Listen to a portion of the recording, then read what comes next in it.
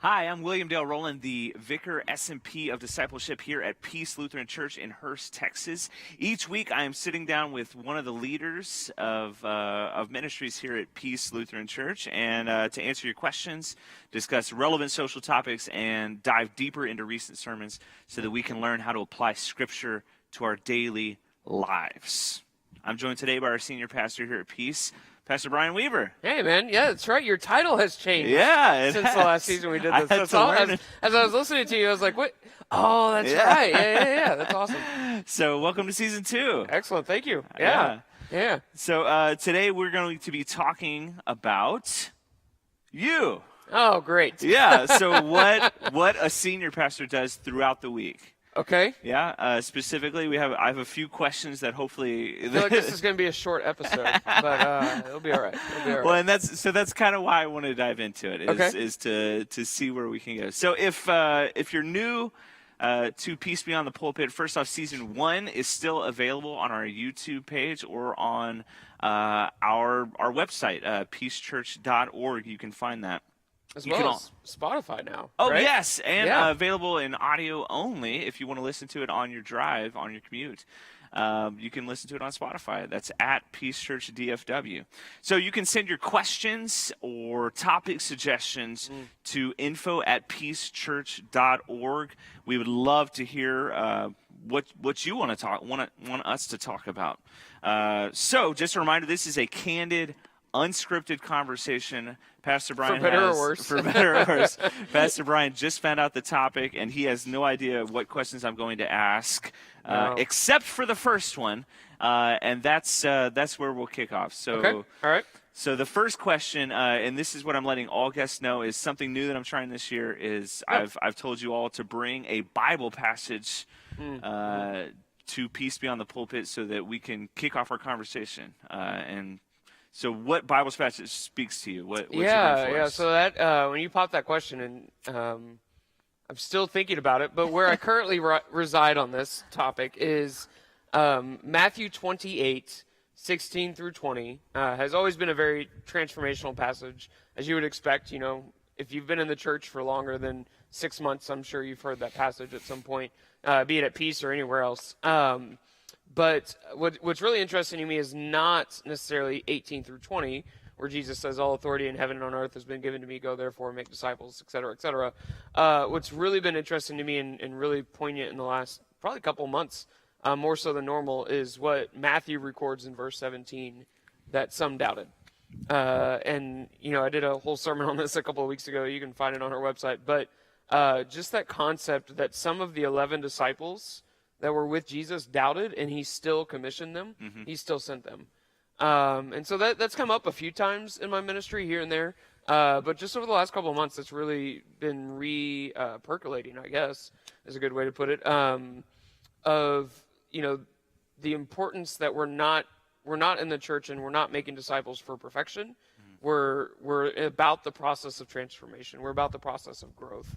And for growth to take place means there's something not right, right? There's something that needs to be learned or something that needs to change, something that needs to happen in a person's life in a positive direction.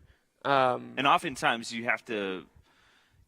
do have to take that step before you're actually sure of it. Yeah, exactly. And I always come back to that step of faith is in the Indiana Jones and the last he's crusade. Overlooking the giant ravine. You can't even see the bottom of it, and he takes the first step before he realizes what's there, and then he can throw the sand and see a little bit more. But you know, to bring it back to Scripture, God usually.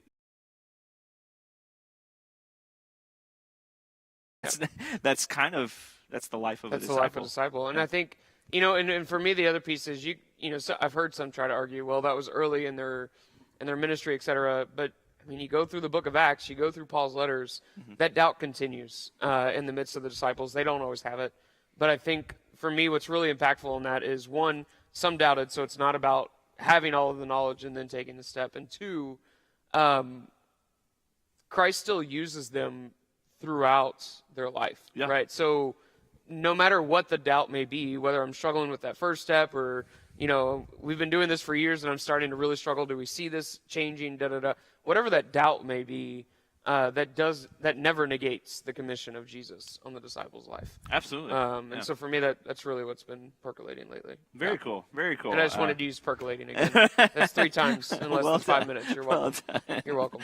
So if you're keeping count at home. Sorry. All right. Let's talk about you.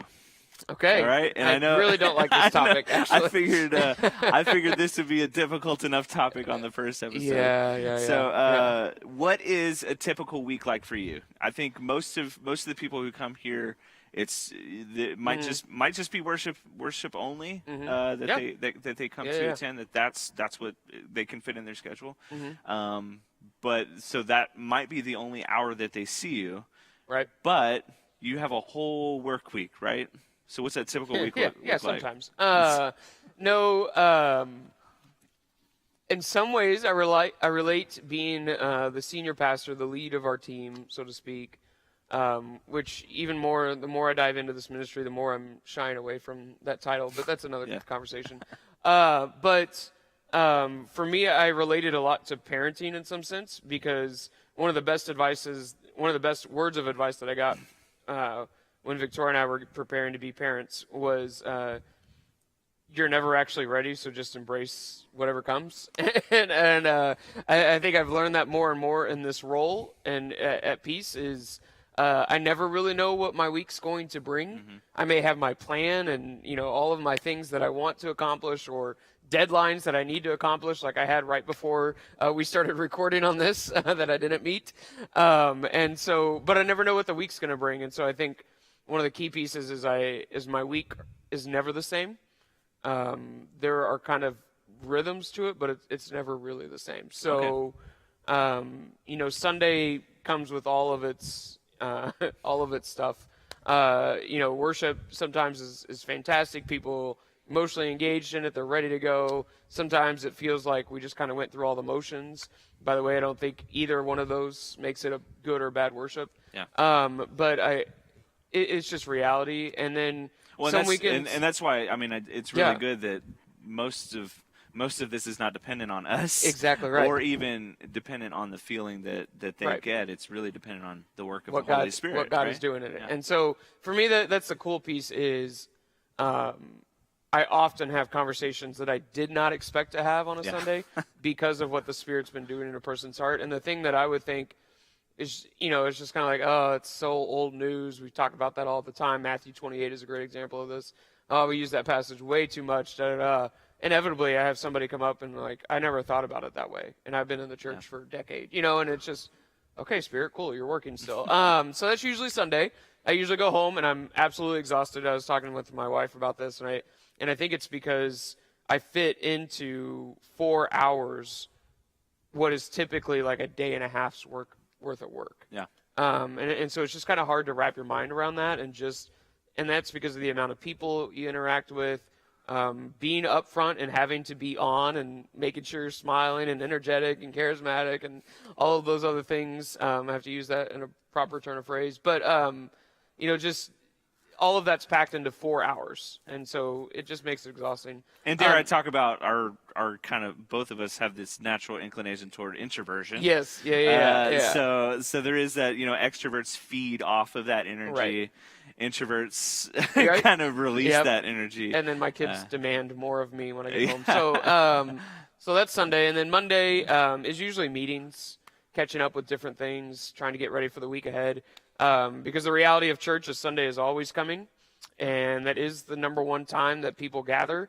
And so I know there's a lot of talk in the church world about putting Sunday in its proper context, making sure we're focusing on the mission going out. But the reality is Sunday is always here.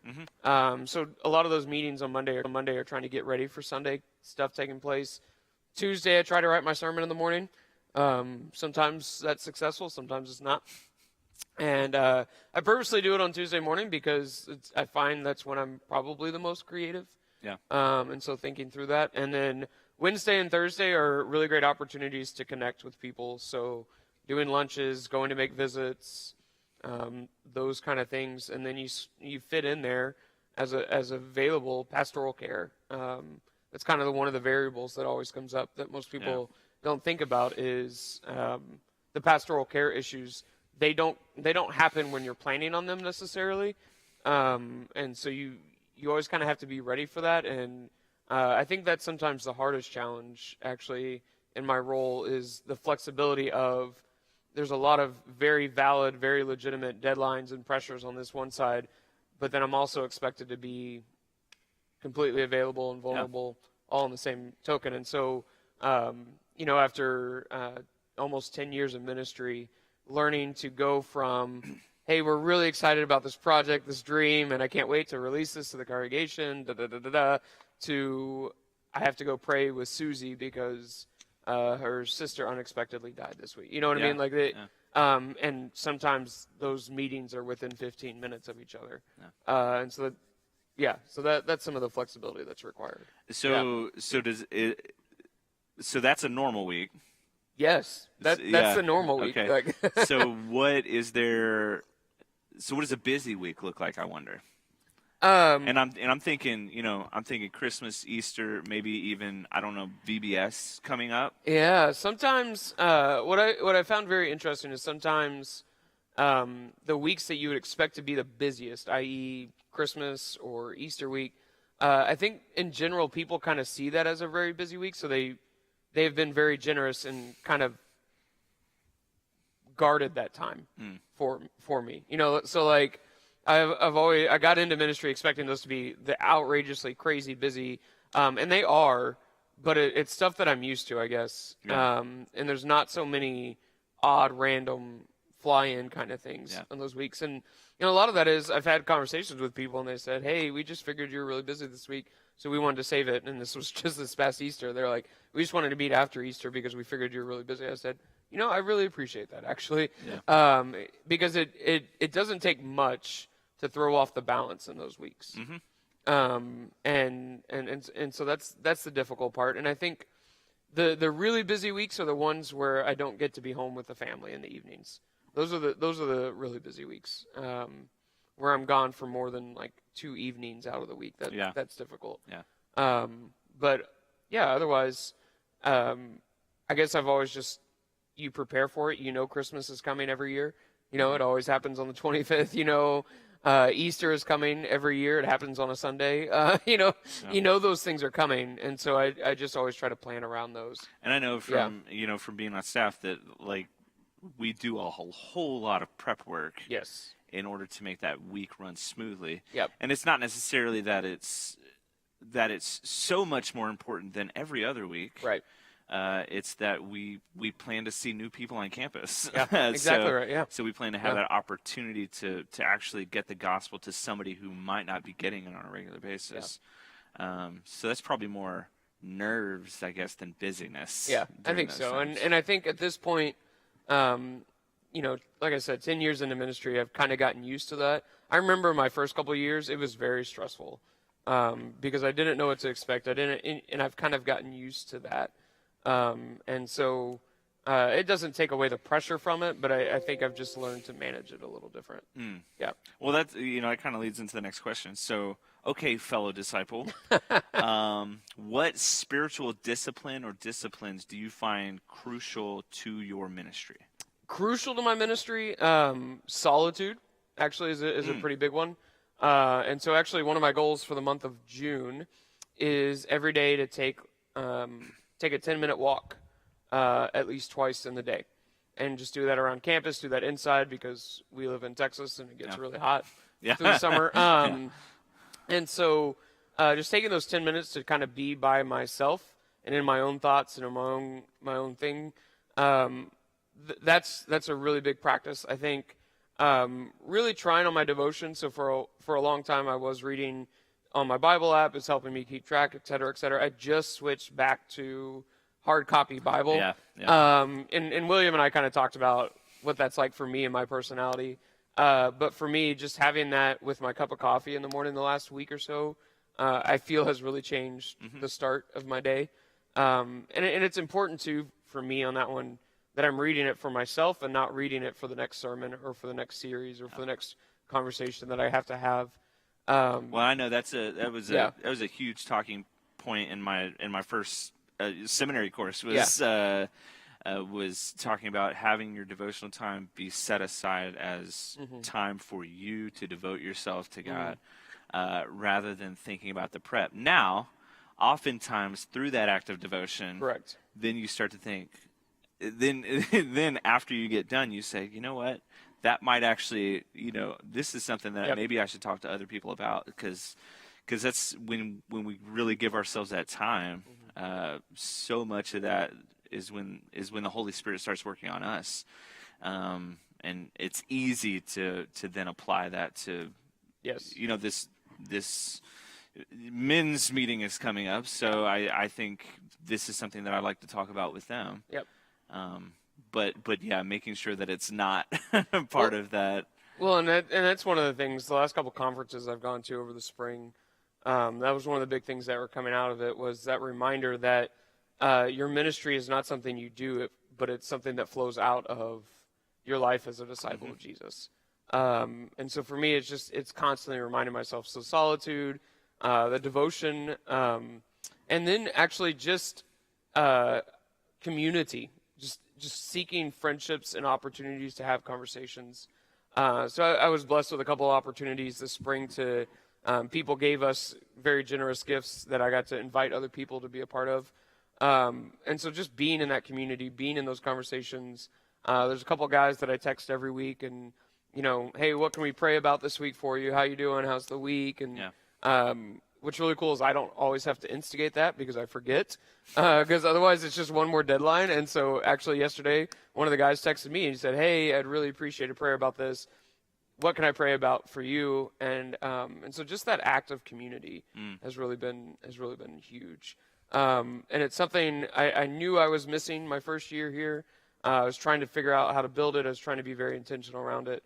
And so just having that community of people you can just be you with is really huge. Yeah, absolutely. Yeah. So the other half of that, and maybe this is something we can both fess up to. What spiritual discipline or disciplines do you struggle with? Yeah, I struggle with a organized prayer life, where it's set aside time. I do a lot of, Lord, are you kidding me? Can you help me with this? A lot of prayers like that. I struggle with the set aside time around it. I struggle with fasting, just because, I'm a product of the instant gratification generation. You know what I mean? Like, I'm used to that, and so I really struggle with that. And so I've tried to work on that and tried to be more disciplined around that. But that's just honesty. And then and in those fasting periods, so I just did my first one during Lent. But it was so easy to have something come up. Yes. That suddenly I got sick during Lent when I was trying to do that. Yeah. Like, there's a whole list. First day I was supposed to do it was my birthday, and like the staff wanted to throw a birthday for me and like dessert, and they had to move that, and then we got sick. It was this whole deal. But yeah, I've always really struggled with that, and I think solitude is also something, interestingly enough, even as introverted as I am, I think solitude is still something I struggle with, mostly because I've kind of gotten used to chaos happening around me. Yeah. And I mean that in the kindest way. I work with a team of about 9 other people, 10 other people. And you have the Weaver Circus. We have the Weaver home. Circus at home, where there's 6 of us living in the house. And it just, so I've kind of gotten used to that. And so when it's not there, it's great for about the first 20 minutes. And then I'm like, so what am I supposed to do? Yeah. And so I end up distracting myself, right? Watching TV or something, and I'm like, man, I missed that whole opportunity to really practice that solitude. I know that's the one that I'd say I really struggle with. So devotional time, I've mostly nailed down a good routine and gotten into the routine of that. Prayer is something that I'm really working on, kind of. Keeping that journal really has helped me, just because I can see, oh man, I haven't done this in 5 days. So let's go ahead and write down a prayer. Yeah. Can we do this retroactively? But then I think solitude is probably one that I really struggle with. Yeah. Just because I feel like the times that I say, okay, I need to get away, are the times I'm frustrated. And at that point, it's a little too late, and it's so much more difficult to focus my mind on what you should be during solitude, which is, what's God's will for my life? Where is He leading me right now? And just being in that time. Yeah. Well, and I think, the reality is, for many of us, we struggle with who am I really in that moment? Yeah. Like, I can be a lot of things to a lot of other people. Yep. I can always put up a facade, whether I think I am or not. But solitude really calls, who am I right now? Like, who am I standing between me, God, and the tree in front of me?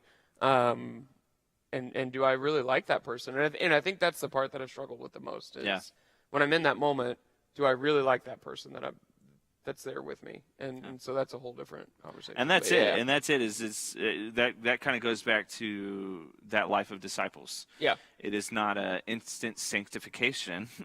It is a lifelong sanctification, lifelong being made like Christ. Yep.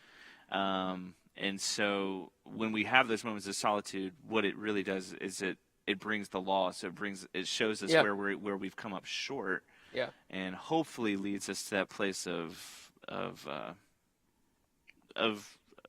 gospel, which is no, this is what God has done for me. Yeah. I know that was the biggest part of my spiritual retreat that I did at the beginning of this year, was trying to deal with myself, and figure out where I am and where God was leading me. Because again, I just started this seminary journey. If you haven't been around here, I just started this in February. Yep.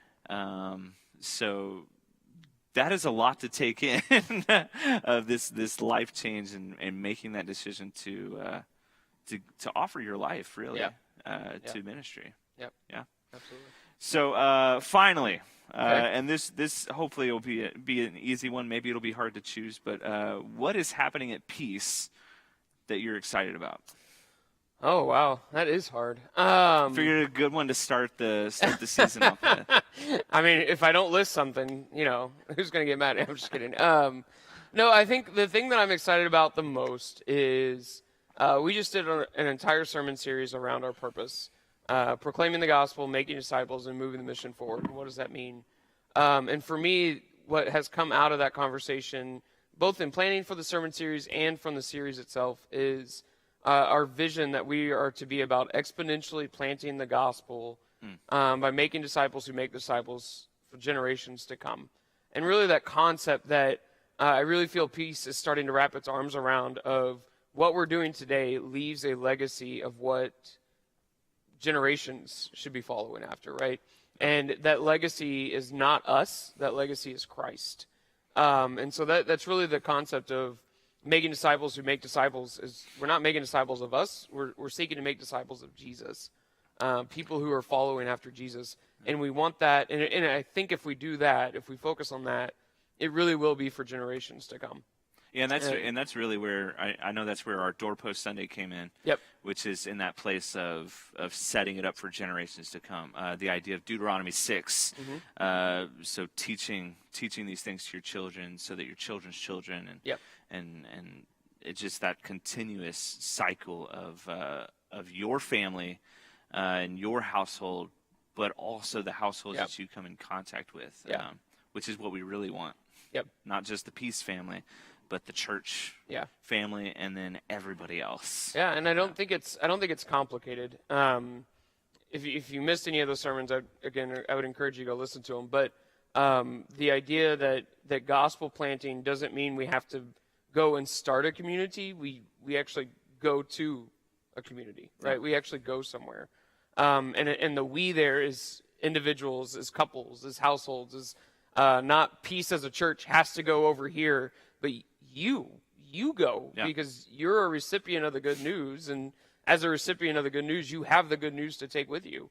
And so being that gospel presence, being that good news presence in the world, that's what I'm excited to see happen. And then how that plays itself out through like our Vacation Bible School coming up, through Doorpost Sunday opportunities, through some of the things, through our Fall Fest, our Patriarch Salute, all of those events that are coming down the line.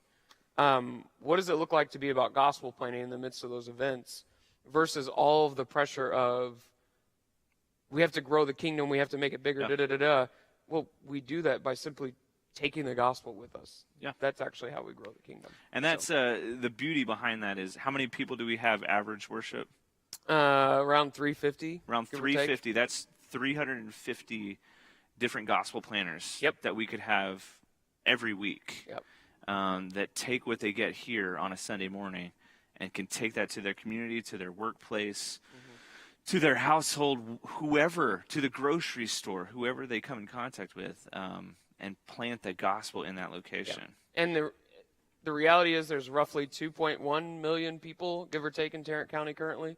It doesn't take much for 350 people to have connection with 2.1 million people when you think it doesn't have to be all centralized, but like you were saying, Joe takes it here and he talks to two people, they talk to two.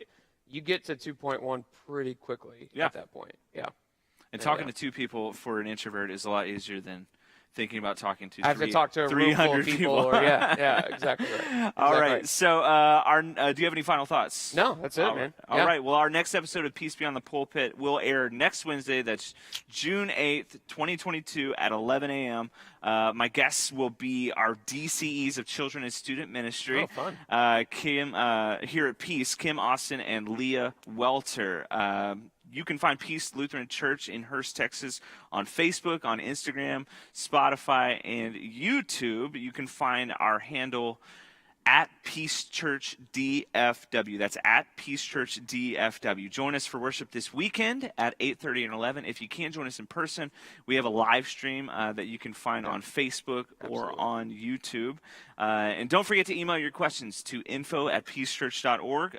We'd love to talk about whatever is on your mind. So send in your questions right now. And if you could do us a favor, please like and share this video.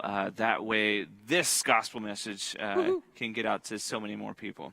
Awesome. We'll see you next week. Thanks, guys. God bless.